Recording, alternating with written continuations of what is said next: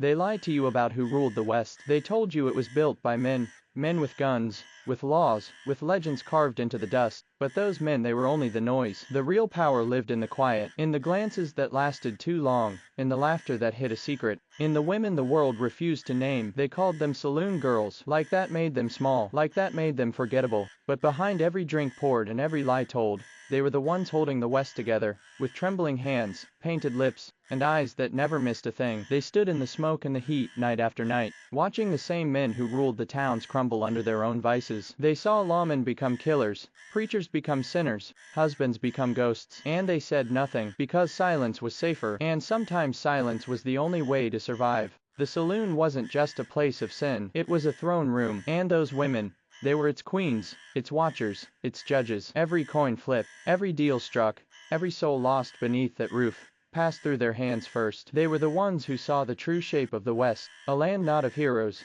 but of hunger, not of justice, but of power bought in shadows. And they played their part perfectly, because they knew that the world didn't remember the ones who fought hardest. It remembered the ones who lasted. They lasted. They learned to make pain a performance, to turn fear into beauty, to turn every insult into armor. When men came to forget, they remembered. When men tried to take, they took back, quietly, patiently, with eyes sharper than any knife. They were called fallen women, but they were never the ones who fell. They were the ones who caught themselves. They were the ones who knew that survival was not a sin, it was a crown. Behind every outlaw's legend was a woman who knew the truth he feared to tell. Behind every sheriff's badge was a secret he paid to keep buried. And when those men died, and they all did, the women stayed. They lit candles in the dark, they poured the whiskey, they counted the names of the dead, they kept the story alive, even as history tried to erase them. Because that's what they were. Keepers of the unspoken. Every rumor that shaped a town, every betrayal that started a war, every name whispered before the gun was drawn, it all began and ended with them. And when the world called them whores, sinners, temptations, they smiled, because they knew better. They knew that sin was just another word for power men couldn't control. They knew that beauty was currency, and silence was gold. They knew that truth could kill, and they had enough of it to burn every town from here to the horizon. So they stayed quiet, they danced, they laughed, and when the lights went out, they whispered the truth to the walls, because someone had to remember. History forgot them, on purpose, because men wrote the stories, and men don't like to admit that the West only stood because a woman let it. You think the West belonged to the gunslingers? No, it belonged to the ones who could smile at a man's lies, and make him tell the truth anyway. It belonged to the women who could turn their pain into profit, their heartbreak into survival. It belonged to those who were never supposed to have power, and took it anyway. They weren't the background of the story, they were the story. The saloon was their court, the night was their crown, and the world that forgot them still lives on their terms. If you scroll past this, you're doing what history already did, burying their power in silence. Don't be another whisper, subscribe, and keep their fire alive. They called her a dancer, but she wasn't there for applause. She wasn't there for men's pleasure or their pity. She was there to rule the room. Lola Montez, a name the world tried to bury under scandal, but the earth never kept quiet about her. Everywhere she went, she made the powerful tremble and the weak remember her name, because she didn't just walk into rooms, she took them, not with force, not with beauty, but with something far more dangerous, her mind. She learned early that the world wasn't kind to clever women, so she stopped asking for kindness and started demanding attention. Attention was power, and power was the only language the world respected. Every move she made was a calculation, every smile, a warning disguised as invitation. When she danced, she wasn't performing, she was negotiating. She studied faces, memorized desires, read men the way others read scripture. She could tell who was lying, who was weak, who would fall apart if she said their name the right way. She played kings and generals, preachers and thieves. They thought she was a woman who needed saving, but Lola Montez never needed saving. She needed an audience, and when she had one, she turned the stage into her battlefield. They called her a temptress, a scandal, a disgrace, but behind every insult was fear. Fear that she was too free, too intelligent, too alive in a world that wanted women quiet and grateful. Lola was neither. She had seen what gratitude did to women. It broke their backs and bent their dreams. So she chose defiance instead. Every word she spoke was sharper than a bullet. Every gesture carried the weight of someone who refused to kneel. When she performed for kings, she didn't bow, she studied them. She saw their weakness, the way their eyes lingered too long, the way they mistook charm for obedience. And when the time came, she used it, because Lola understood something most never would. Control isn't about who speaks the loudest, it's about who's really being listened to. She used charm like a weapon, wit like a shield, and while men wrote laws and carried guns, she carried the one thing they could never steal, awareness. She knew how to make power fall in love with her, and how to make it pay for the privilege. They said she ruined men, but what she ruined was illusion. The illusion that men ruled the world, that beauty was weakness, that women were meant to follow quietly behind. Lola didn't follow, she led, in her own way. In rooms where women weren't supposed to be heard, she taught them that to survive, you didn't need permission, you just needed to understand the game better than the men who thought they invented it. And she did. She saw how easily their pride could be turned into chains, how quickly their arrogance could blind them, how a single whisper could ruin everything they built. So she whispered.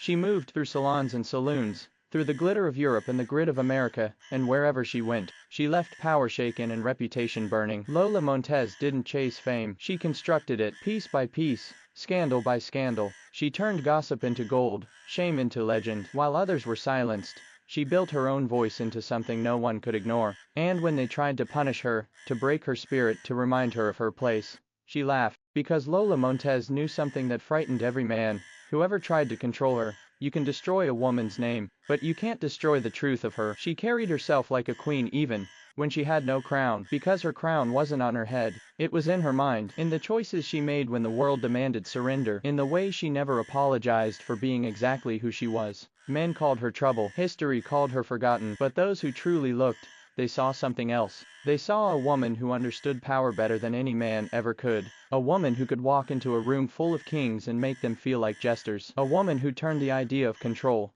into an art form. Lola Montez, the girl who played the room, not the piano. The woman who turned intelligence into seduction, seduction into strategy, strategy into survival. She lived in a world that hated clever women, and still made that world remember her name. And maybe you've never heard of her. Maybe that's by design, because history doesn't like women who outsmart it. It prefers them silenced, softened, rewritten. But if you listen close enough, you can still hear her, that echo of laughter that doesn't sound afraid. She made men beg for mercy they thought they could buy, and she'll make you remember that forgetting her is exactly what they wanted. If you won't lift a finger to remember her, you're siding with the silence that erased her. Don't do what history did. Don't scroll past her name like she never mattered, because she did. She still does. And the West she walked through, the one built on secrets and survival, still carries her reflection in every woman who refuses to be small. They said the Badlands were no place for a woman, and maybe they were right, no place made for one. But Poker Alice didn't wait for places to be made for her. She built them with her own hands. They called her the Whiskey Queen, not because she drank, but because she owned the room where men came to drown themselves. She poured their whiskey, took their money, read their tells, and left them wondering how a woman who looked like sin could play like God. Alice was no lady by the world's standards. She smoked cigars, carried a pistol, and dealt cards better than most men could breathe. But she wasn't born into that world of grit and risk. She earned it. Every scar, every dollar, every rumor that followed her name, all of it came with cost. She outshot outlaws, outlived 6 husbands, buried more men than she could count. Some she loved, some who thought they owned her. But Poker Alice never belonged to anyone. Not the law, not the church, not the men who swore they'd tame her. Her life wasn't luck. It was labor. It was calculation, patience, and the kind of courage that doesn't come from hope. It comes from hunger. She knew that no one handed power to women like her, so she learned how to take it. In a time when women weren't allowed in saloons, she bought one. In a time when gambling was sin, she made sin profitable. When men said she couldn't, she smiled and made a living off their arrogance. Poker Alice didn't just play the game, she owned it. Every deal was a negotiation with fate. Every hand was a sermon on survival. She could read a man's soul by the way he held his cards, and she'd make him confess every lie without saying a word. They said she was cold, but she wasn't cold. She was careful, because the West had no mercy for clever women, and she wasn't interested in dying to prove she was right. She was interested in winning. She built her fortune in smoke-filled rooms no woman was supposed to enter. She earned respect not with charm, but with fear, because men could dismiss a pretty face, but not one that could take their money, their pride, and their gun in a single night. She dealt cards with the same hands that buried her dead. And when the world told her to quit, to settle, to soften, she just lit another cigar, leaned forward, and said, "Play another round." They never understood her, because Poker Alice didn't live for applause or permission. She lived for survival, and in that, she found freedom. While the world told her to fold, she kept playing until the game itself bent to her will. She turned the table that ruined others into her salvation, turned shame into currency, turned danger into purpose, because she knew that luck is just what people call the work they don't see. And when she died, The men who tried to forget her realized she'd outlasted them all. She built her empire from cards and grit, and left behind a name whispered in every town that thought women were too soft to hold their own. Poker Alice, the woman who outplayed death itself, the whiskey queen of the Badlands. She didn't need the world's approval, just the next hand. And she always knew when to bet, when to bluff, and when to walk away rich. She played the cards she was dealt, and still won. If you can't even click, maybe you're not ready to remember women who never folded, because the West was full of men who thought they were legends, and women like her who made sure they never forgot who dealt the cards. They called her a madam. They meant it as an insult. But in the city of saints and sinners, Fanny Porter was the only one who understood the difference. Her house stood on the edge of decency and law, but everyone came through its doors: outlaws, sheriffs, soldiers, and preachers who'd lost their faith somewhere between the Bible and the bottle. Men who swore they didn't need her came anyway. Men who judged her in daylight whispered her name in the dark. They said she sold sin. But what Fanny sold wasn't her downfall, it was her defense. She sold pleasure, yes, but what she bought was power, and she never wasted a single coin. Her real business wasn't bodies, it was information. She knew every secret worth buying, every lie worth keeping. Her house was safer than the courthouse, because in her walls, truth wasn't judged, it was traded. The lawmen came to her, the bandits came to her. Sometimes they shared the same table, and she poured them both a drink without blinking. They thought she was decoration, they thought she was there to serve. But Fanny Porter was taking notes. She built her empire on silence, and in a world where silence could mean survival, she became untouchable. She knew the habits of killers, the fears of sheriffs, the weaknesses of men who thought no one saw them bleed. She listened while they talked, and when they left, she kept their sins tucked away like currency. When the Pinkertons came hunting Butch Cassidy, she already knew the route he'd take, because he'd once sat at her table, told her too much between 2 glasses of whiskey and a lie about redemption. She didn't tell them, not because she was loyal, but because information wasn't meant to be given freely. It was meant to be earned. Fanny didn't play sides. She owned them. She could whisper a name and see a man ruined. She could tell a story that would end a career, end a marriage, end a legend. And sometimes, she did, just to remind them she could. Men came to her house thinking they were buying control. They left realizing she'd taken it. They left lighter, not just in their wallets, but in their dignity, because Fanny knew what no man in that town wanted to admit: that power has no gender, only cost, and she was willing to pay it. They tried to shame her, to raid her house, to write her out of polite society, but they always came back, because her house was the only place where truth was cheaper than guilt. Fanny Porter never carried a gun, but she never needed one. Her weapon was reputation, her armor was usefulness, and her throne was the same bed where the law and the lawless both confessed their sins. They said she ruled a town that pretended to despise her, and they were right. By daylight, they cursed her name. By nightfall, they begged her favor, because every man in that town, from the sheriff to the outlaw, knew one thing: if you crossed Fanny Porter, you didn't die by a bullet, you died by exposure. She didn't fight for justice, she bought it. She didn't chase respect, she commanded it. And when the world finally changed, when her girls grew old, and her empire dimmed, the same men who'd condemned her found their reputation still living in her ledger. Fanny never called herself a queen, she didn't need to. The crown was already hers, forged from secrets, worn in silence, and never once taken from her head. Power has no gender, only cost, and Fanny Porter paid hers in full, with every secret she carried, every truth she never told, and every man who left her house thinking he'd won. She ruled a town that pretended to despise her, but begged her favor in private. If you look away now, you're repeating their hypocrisy. Don't do what they did. Don't turn your eyes from the woman who built a throne out of shame and silence, and ruled with both. They remembered her for her laugh, for the way she filled a room before she even walked in, for the stories told about her lips, her fire, her temper. But the thing about fire is that it always outlasts the song that tried to contain it. They called her Big Nose Kate, but her real name was Mary Catherine Horney. And her story, like every woman the West tried to name for her flaws, wasn't about beauty, it was about survival. She came west with nothing but a broken heart and a sharp mind. Before Doc Holliday ever picked up his gun, Kate had already learned how to make a weapon out of charm, wit, and will. She could make men love her,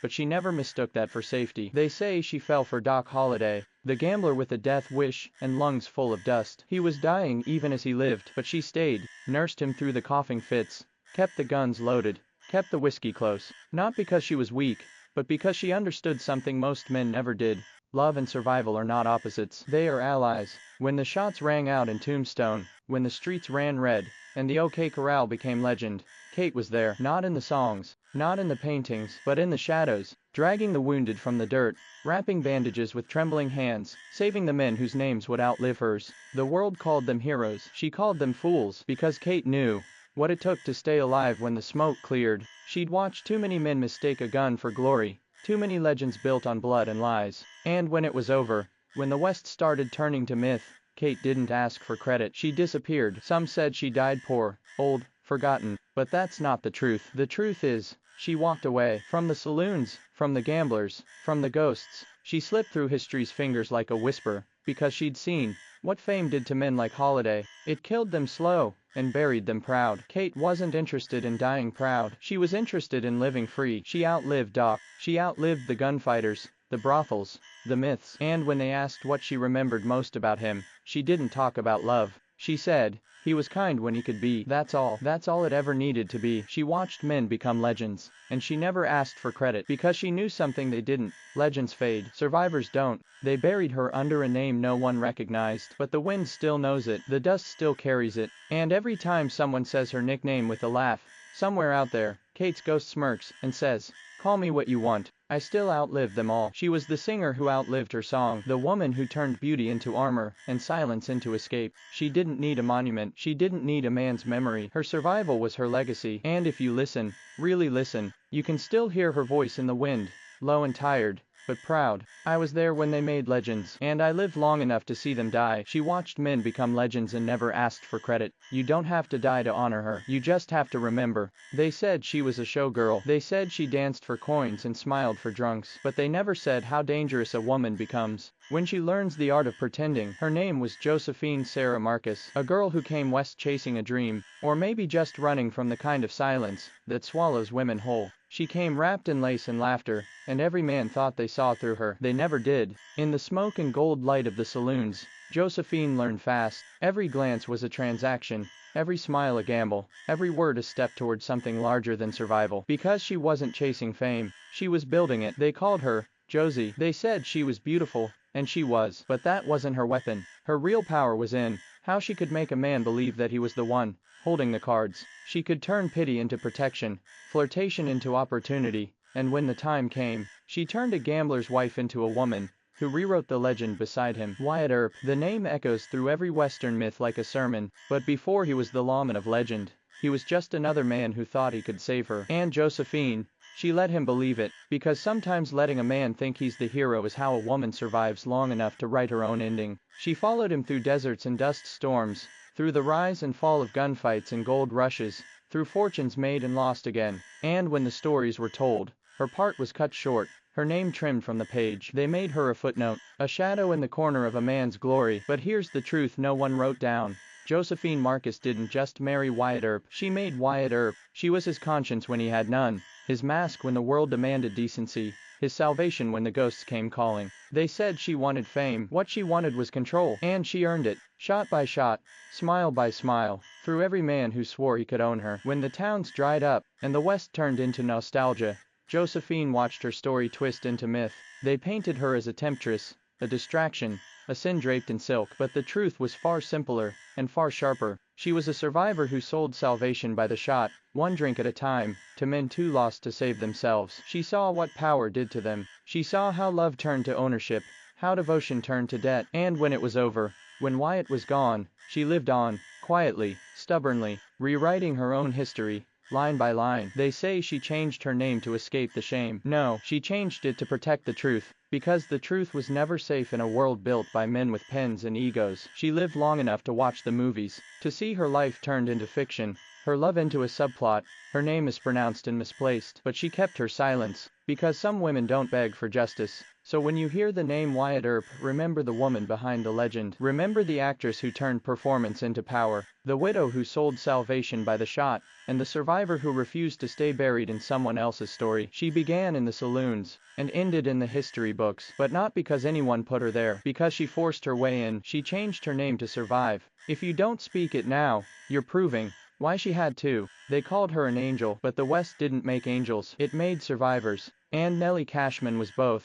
depending on who was desperate enough to ask for her help. She came to Tombstone when the dust still bit like teeth, when men died faster than they struck gold, and the only law that mattered was hunger. Where others came to take, she came to build, not with bullets or beauty, but with something the West had nearly forgotten: mercy. Nellie ran saloons, yes, but her whiskey was served with warmth, her doors open to miners, drifters, and the dying alike. She fed the starving, buried the forgotten, and bribed sheriffs not to gain favor, but to buy one more sunrise for those the law had already abandoned. They said she made her money from sin. They never understood that her business wasn't whiskey or cards, it was redemption. She traded in hope. She sold second chances to people the West had already priced out of survival. When famine struck the Yukon, when men froze under the same stars they once dreamed under, Nellie crossed mountains of ice, with a sled full of bread and prayer. No army, no gun, just grit, and a kind of faith no preacher ever taught. She was called the Angel of Tombstone, but in truth, she was its ghost. Every good deed she did came wrapped in silence. Every life she saved erased her a little more from history, because the West had no space for women, who were both kind and powerful. It could handle beauty, it could handle sin, but it could never quite understand compassion with a backbone. So Nellie became a rumor, a whisper behind closed doors, a name spoken in gratitude, then forgotten in daylight. She moved through towns like a shadow, leaving full bellies and empty ledgers behind. No monument, no songs, just stories told in bars long after she'd left. And yet, her fingerprints are still there. On the church she built for miners who couldn't afford coffins, on the graves she dug herself when the undertakers stopped caring, on the ledgers where she wrote her debts in ink and her kindness in silence. She was proof that power didn't always wear a badge or carry a gun. Sometimes it wore an apron, or a rosary, or a tired smile at midnight. They said the West was a man's world, but it was women like Nellie who kept it alive long enough to become legend. When the gamblers lost everything, she fed them. When the outlaws fell, she buried them. When the sheriffs forgot their vows, she reminded them, not with threats, but with the quiet, dangerous power of someone who knew too much. Her empire was built on compassion, not corruption, and that's what made it unbreakable. Because while others built their legacies in smoke and sin, Nellie built hers in the shadows, where the truth lives, and where history rarely looks. When she died, she left no fortune, but the people she saved became her wealth. And though no statue bears her name, every whisper of kindness in the desert still sounds like hers. She was the Shadow Queen of Tombstone, and she ruled by mercy. She fed the starving and buried the forgotten. If you can't honor that with one click, you're starving the truth all over again. They said her house was a sin. Velvet curtains, gold mirrors, perfume thick enough to make a preacher choke. But what they never said was that every chandelier in that house was paid for in betrayal. Her name was Pearl de Verre, and in the cold, hard ribs of the Rockies, where miners clawed at the earth for something shiny enough to fill the emptiness inside them, Pearl built a palace. Not from stone, not from decency, but from the currency that ruled the West, secrets, and the price of forgetting them. She arrived in Cripple Creek with little more than charm and calculation. No one knew her past, no one dared ask, because Pearl smiled like she knew what everyone else was hiding. And in a town full of sinners,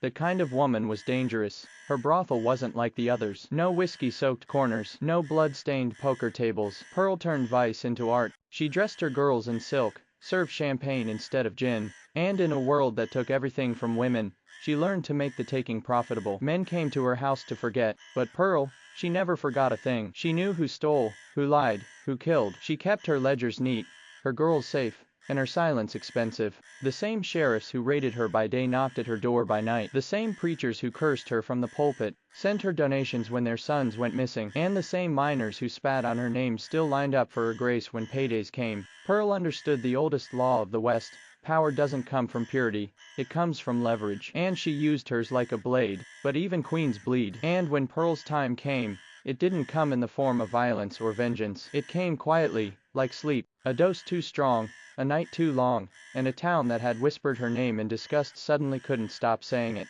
They found her draped in silk, surrounded by the wealth she'd built from sin and silence. And for the first time, the town she corrupted paid its debt. They buried her in a fine coffin. The richest men in Cripple Creek, the same men who had damned her, paid for her funeral. They lined the streets in black suits in shame, watching the carriage roll by, their heads bowed lower than the women she'd once saved. Because Pearl de Verre did what the West never forgave a woman for doing. She turned disgrace into empire, and betrayal into survival. Her house burned down years later. The velvet turned to ash, the gold melted into memory. But the legend, it stayed, whispered in bars, written in ledgers, and told in the way men still hesitate to speak her name aloud. She gave her life to buy dignity in a world that sold it cheap, and in death, she finally got what she'd earned: respect, regret, and remembrance, because even the ones who betrayed her knew she'd built the town that had betrayed her first. If you stand still long enough in an empty saloon, you can still hear them. Not the pianos, not the bottles, not the boots on the floorboards, but the voices, the laughter that lingers after the living have gone, the echoes of women the world tried to forget. They never really left.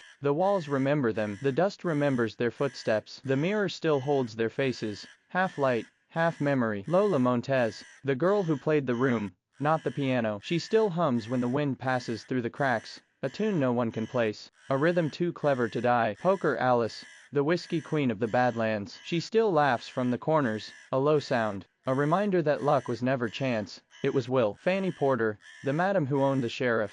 They say sometimes the scent of her perfume lingers in the air, and every lawman who smells it looks over his shoulder, afraid the truth she sold might finally come due. Kate Elder, the singer who outlived her song. Her whisper drifts through the glass, the sound of a woman who knew every legend by its lies. She doesn't haunt the men who wronged her, she haunts the silence that tried to erase her. And Pearl de Verre, the woman who turned shame into gold. Her laughter still clings to the velvet air, mocking the town that once condemned her, and later carried her coffin in mourning. They speak together now, not as ghosts, but as the chorus history never wrote down. We weren't saints or sinners, we were survivors. We made the West live. We bled so your stories could have names. We burned so your world could have light. We were never the background, we were the beginning. And every time you remember us, the wind changes direction, as if the desert itself is bowing in thanks. The West remembers, if you listen closely enough. It remembers the perfume, the gunpowder, the laughter that never learned how to stay quiet. It remembers the women who built it, even if history tried to bury them beneath the boots of men and the pages of lies. And tonight, you've heard their names again. Lola, Alice, Fanny, Kate, Pearl. They lived in the shadows of the frontier, but their ghosts still walk the floorboards of every story told about courage, love, and defiance. They're still here, waiting to be remembered, waiting for someone not afraid to listen. If you leave now, they fade again, back into the dust, back into the silence that once swallowed them whole. But if you stay, if you subscribe, their names live in your memory, your feed, your breath, your silence turned to fire. Don't walk away from them. Don't be what history was, because the ghosts who never left the bar room are still waiting for someone brave enough to keep the light on. It remembers the women who built it, even if history tried to bury them beneath the boots of men and the pages of lies. And tonight, you've heard their names again. Lola, Alice, Fanny, Kate, Pearl. They lived in the shadows of the frontier, but their ghosts still walk the floorboards of every story told about courage, love, and defiance. They're still here, waiting to be remembered, waiting for someone not afraid to listen. If you leave now, they fade again, back into the dust, back into the silence that once swallowed them whole. But if you stay, if you subscribe, their names live in your memory, your feed, your breath, your silence turned to fire. Don't walk away from them. Don't be what history was, because the ghosts who never left the bar room are still waiting for someone brave enough to keep the light on.